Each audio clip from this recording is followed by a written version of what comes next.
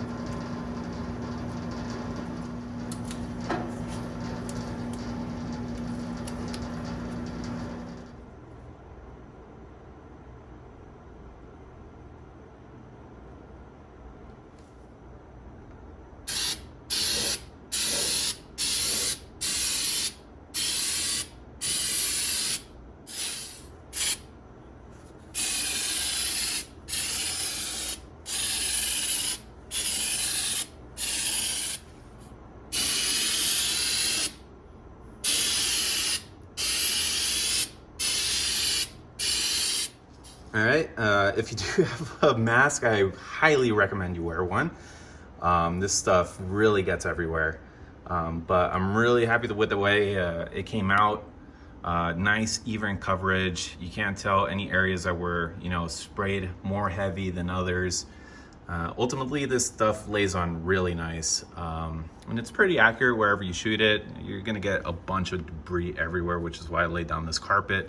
So be prepared for that. You're gonna have a shit ton of overspray. Luckily enough, it's really easy to wipe away when it's relatively fresh. But, it takes about a couple hours to probably cure. I let it overnight before I actually decide to attach any parts to it. But, it looked brown because of it being fresh. But, this is the end result once it's all painted and, everything's masked off the way it's supposed to be. Super happy with the results.